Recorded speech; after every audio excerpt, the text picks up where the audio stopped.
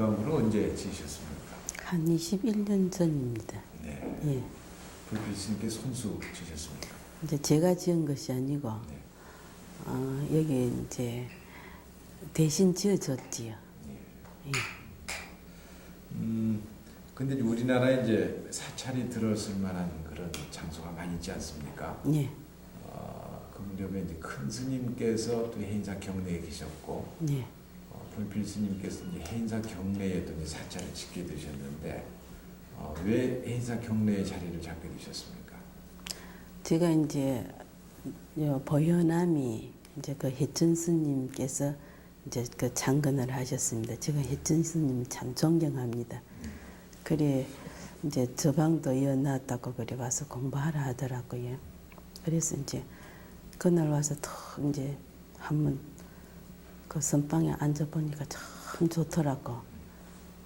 너무 그때 제가 여기서 공부 좀 하면 되겠다 싶은 생각을 그리 했습니다. 그래서 제가 조용한 장소를 그때 찾고 있는데 여기서 이제 공부를 하면 좋겠다는 생각하고 일지해가지고 여기 터가 하나 있더라고요. 그래서 여기서 토굴을 하나 지으면 좋겠다 해서 생각을 내가지고 그렇게 그냥 타이반 자이반 그렇게 짓게 되었지요. 네. 여기에 이제 불필 스님께서 사찰을 짓는다고 하는 것을 큰 스님이 알고 계셨나요? 신님 몰라시고 그때 이제 그 상자분으로 계신 천재 신님께서 예. 이걸 지으셨거든요. 그래서 제가 이제 그 당시 여기를 한 3년까지 못 왔습니다. 혹시 스님한테 걱정 들을까 봐서 4년 후에 이제 한 번씩 왔다 가고 그냥 제가 주로 살게 된 건 한 10년 될 겁니다. 예, 그 전에 왔다 갔다 하면서 겁이 나서 못 살았지요. 예. 그럼 불필 스님이 이쪽으로 이제 옮겨 오실 무렵에 예. 옮겨 오신다는 소식을 듣고 영창을 내시거나 반대하시거나 그러진 않으셨습니까? 그냥 왔다 말씀도 안 드리고 그냥 성남사서도 1년에 한 번씩은 이제 다녀가니까 여기 있어도 이제 제가 잘 올라 안 갑니다. 네. 안 가니까 그런 거는 보고 할 것도 없고 손이 되니까. 큰 스님 저 열반하시기까지 불필 스님 여기 이렇게 지내시면서 얼마나 자주 만났습니까?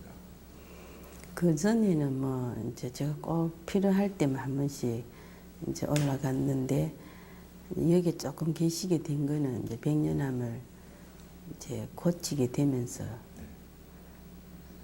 조금 계셨지요. 네.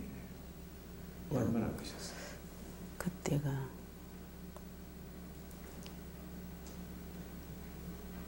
한 6개월인가 이제 그렇게 계시는 것 같아요. 그 전에는 한 번도 안 오셨어요.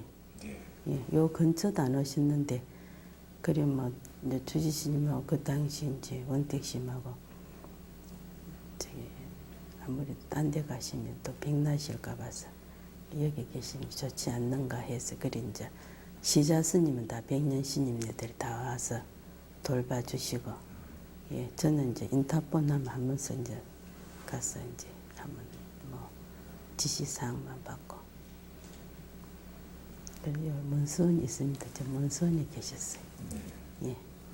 예. 큰 스님이 여기 와서 계시는 동안에도 시자들은 백년암에 슬쩍 데려오셨군요. 예, 5분이 오셔갖고 이제 찬도 다 해드리고 직접 이제 시범은 백년암 스님들 항상 다 하셨습니다.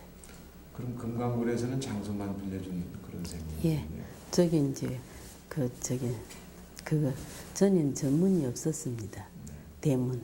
네. 스님 오시고 그 출입 금지고요. 그런 이제 저렇게 하신 거지. 여기 계시는 6개월 동안에 불필 스님이 어떤 일을 했습니까? 그거는 해서는 헤아릴 수 없어서 제가 이제 스님이 찾으실 때만 딱 가고 그 위에는 지금 못 가거든요. 그래도 이제 말씀 끝나시면 한 3분 정도 끝나시면 가학하면 저는 그냥 나와버리고 항상 이제 그런 식이지. 그냥 사람들이 뭐 모시고 계시는 이제 그런 거하고는 조금 스님 성격이 너무 또 그거 하시니까 근데 세간에는 또 이제 그렇게 알려져 있거든요. 마지막에 이제 불필 스님께서 큰 스님을 모셨다 이렇게 알려져 있는데 다 자기 눈으로 보니까 그렇겠지. 큰 스님 여기 내려오시기 전에 예. 백년암 계실 적에 몇 번이나 올라가 보셨습니까? 불필 스님께서. 뭐 그렇게 많이는 뭐 갈 일도 없고 그때 남편잔 하셨으니까 이제 뭐 그냥 한 번씩 꼭 필요할 때만 가지 이제 그냥 제가 잘 가지도 않고 뭐 잘 부르시지도 않고 이제 그러시지. 이제 이 백년암에서 보면은 금강굴이 한눈에 보이고 또 여기서 보면 이제 백년암이 또 올려다 보이거든요. 예. 그런 측면에서 혹시 이제 말하기 좋아하는 사람들이 오해할 수도 있는데 이렇게 지척에 이제 분녀가 안에 같이 있었구나 이렇게 의향이신데 거기에 대해서 하실 말씀이 있으면 좀. 그래서 제가 조금 근심은 죄송하더라고요. 처음에는 제가 그런 걸 몰랐지요. 모르고 그냥 조용하게 이제 공부할 수 있는 것이 아닌가 해서 이제 행사를 왔는데 막상 와 보니까 참 죄송스럽더라. 그 지금까지도 그 점은 제가 항상 죄송하게 생각합니다. 성철 큰 스님을 한마디로 이렇게 종합적으로 이 정의를 하신다면 어떻게 말씀하실 수가 있겠습니까? 불필 스님 입장에서 어떤 스님이었다. 너무 이제 자기 당신 생활이 너무 철저하시고 자기와의 약속에는 이제 자기가 항상 지켜야 된다는 그런 생각으로 사시니까 조금 더 이제 예외라는 것이 없지요. 전혀 예외 없이 사셨고. 예, 성가 시절에 대해서 조금 여쭤뵙겠는데요. 네, 세간에는 불필 스님이 유일한 딸로 자식으로 이렇게 알려져 있지 않습니까? 위로는 형제가 없었나요? 근데 어려서 한번 있었나 봐요. 바로 제가 이제 죽었다는 이야기를 들었거든요. 듣고 이제 그 뒤에 제가 생각나는 그 언니가 한 분 있었어요. 언니가 있었는데 그 언니는 그때 해방 당시 이제 그때 진주 그때 여중이 그때는 여중이라 하기도 하고 그냥 진주여고라 하는데 그 입학하고 바로 그때 돌아가셨어요. 제가 그 기억은 나거든요. 그러면 형제가 셋이었군요. 예, 네. 불필 스님이 막내셨고. 예. 네. 그 중에 또 작은 아버님 중에 한 분이 또 수계 득도하시는 분이 계시다고 들었는데. 네, 그래 이제 일릉 스님이라고 이제 큰 스님이 이제 출가하시고 다음을 찾아가셨나 봐요.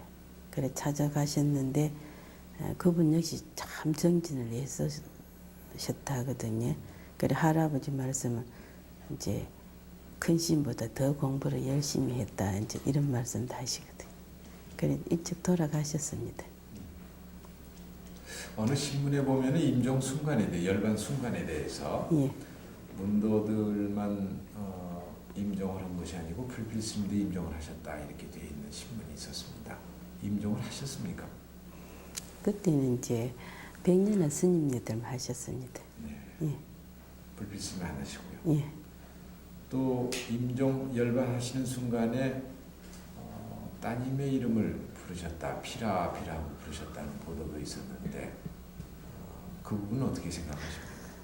생전에도 한 번도 그런 말씀을 안 불러셨거든요. 그랬는데 이제 그건 아마 오보지요. 예. 잘못된 부분. 예.